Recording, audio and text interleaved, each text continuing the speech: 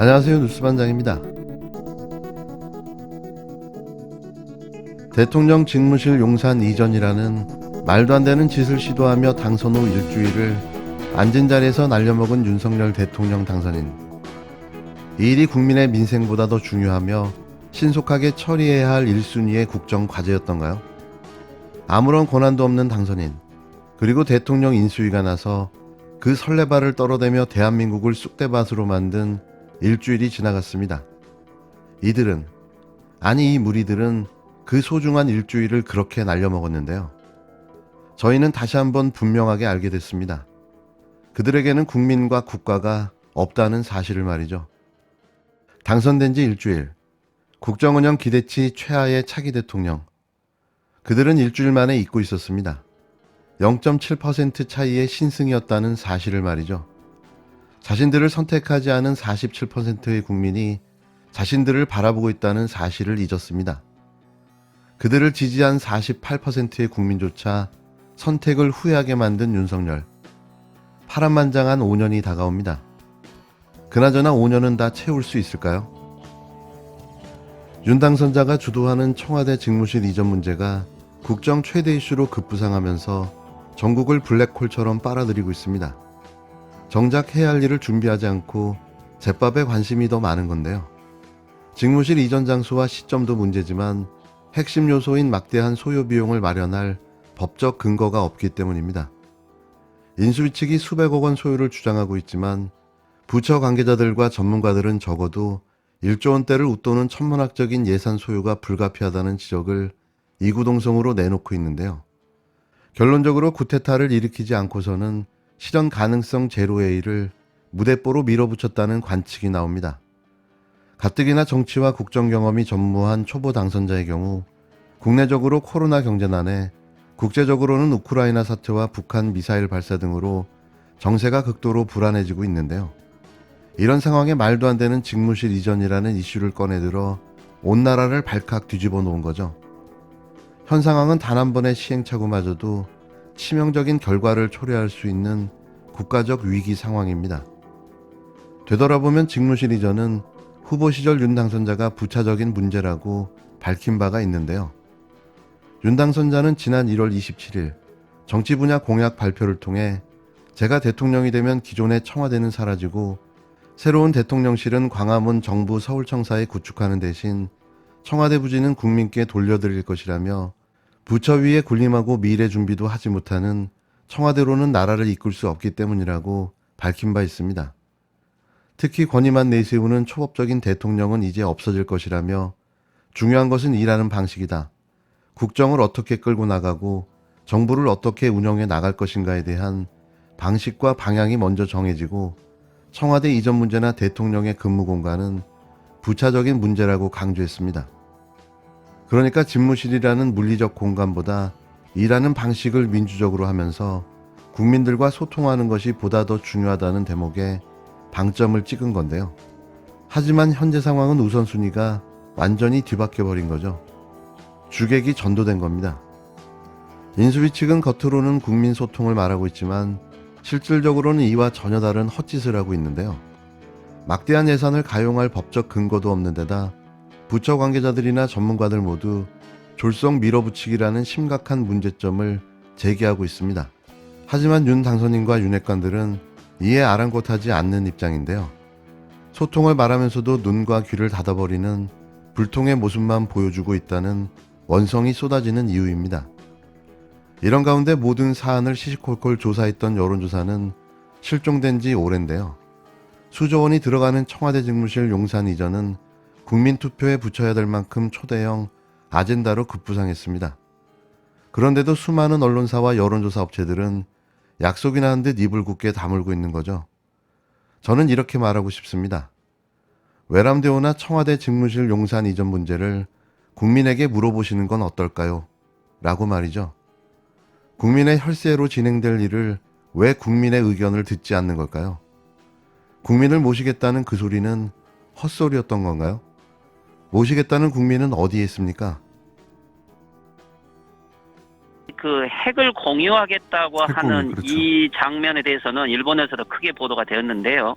뭐 그 바로 다음 날 아베 전 수상이 일본의 핵 공유를 이야기했기 때문에 마치 이것이 어떻게 되면은 뭐 연결돼 있는 것처럼 일본도 그렇게 받아 안았고, 특히 일본은 지금 가장 아베 스가 키시다 정권에서 공을 들이고 있는 게 적 진지 공격론인데 선제 타격론인 거죠. 그런데 똑같죠. 이것을 윤석열 당선자가 이야기를 했고, 어떻게 보면은 일본의 지금 보수 정권이 지향하고자 하는 목표와 한국의 새로운 보수 정권의 이 정책 방향이 일치하기 때문에 어떻게 같이 조율하고 선거한 거 아닌가라고 생각될 정도로 너무 정책이 비슷합니다.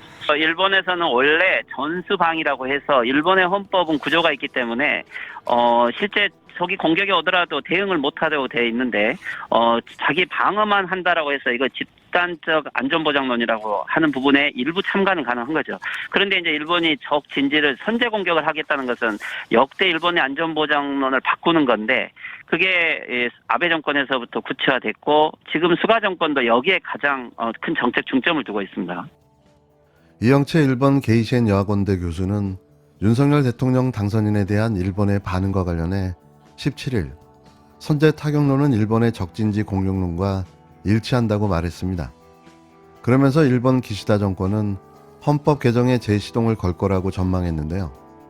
이영채 교수는 이날 TBS 라디오 김어준의 뉴스공장에서 일본 보수 정권이 지향하는 목표와 한국의 새로운 보수 정권의 정책 방향이 조율하고 선거한 것이 아닌가 생각될 정도로 일치한다며 이같이 말했습니다. 일본의 극우 보수들의 정책과 국힘당 정책이 같다는 건데요. 이 교수는 일본의 헌법상 전수방위, 즉 공격을 받을 경우에만 방위력 행사라고 해서 적이 공격해와도 자기 방어만 한다며 집단적 안전보장론 차원에서 일부 참가는 가능하다고 설명했습니다. 이어 이 교수는 그런데 적진지를 선제 공격하겠다는 것은 역대 안전보장론을 바꾸는 것으로 아베 정권부터 구체화돼 스가 정권도 가장 중점을 두는 정책이라고 지적했는데요. 그러면서 윤 당선인 측의 한미일 관계 개선 주장은 한미일 군사동맹 수준으로 높이겠다는 것이라며 헌법 개정이 일본 내 동력으로는 힘든 상황인데 한국의 정권 교체로 기대를 하고 있다고 전했습니다. 이 교수는 일본의 보수 정권은 한국의 보수 정권이 북한과의 관계에서 다시 군사적 위협이 강조될 것이라고 보고 있다며 이를 계기로 헌법 개정에 새롭게 불을 붙일 수 있다고 보는 것이라고 부연했는데요. 또 한미일 군사동맹의 목표는 북한보다 중국 견제라며 전면적인 견제를 위한 안전보장 협력이 아닌 군사동맹 수준까지 가야 한다고 생각하는 것이라고 내다봤습니다. 이어 이를 위해 일본은 헌법 개정이 꼭 필요한데 한국이 이 부분을 좀 많이 경계해야 될 것 같다고 우려를 나타냈는데요.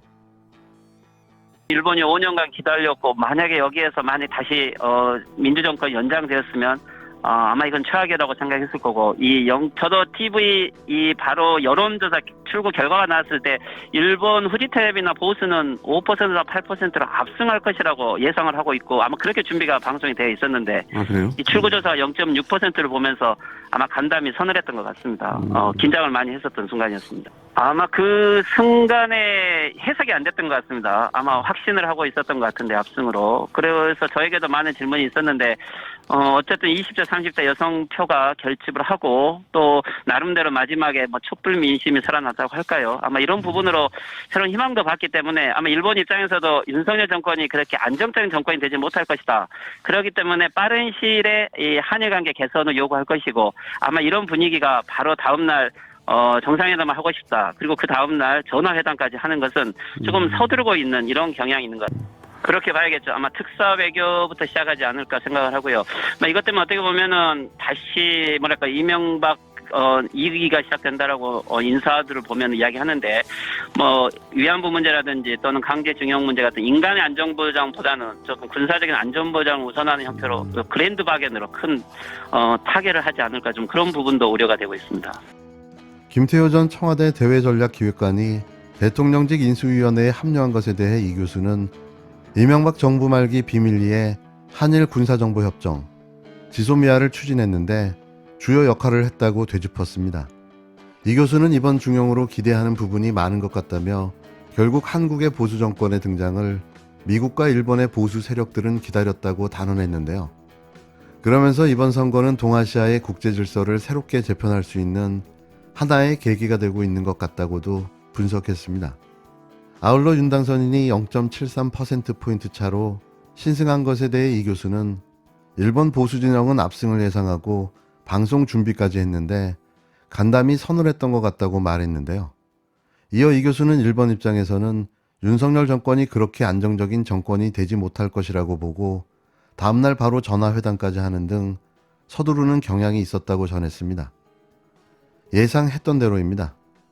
윤석열 당선을 그토록 기다렸던 일본. 이유가 명확한 건데요. 친일 정부라는 거죠. 그리고 자신의 뜻대로 움직여줄 거라는 기대가 있는 건데요. 이명박 때 비밀리에 추진되다 중단된 지소미아가 추진되고 한일 군사동맹도 체결되고 또 선제 타격과 핵공유도 같이 나누게 되는 그런 관계가 만들어질까요? 이래저래 윤석열의 대통령 당선이 우리 모두를 일깨워주고 있습니다. 문재인 대통령 임기 5년이 얼마나 행복했는지 말이죠.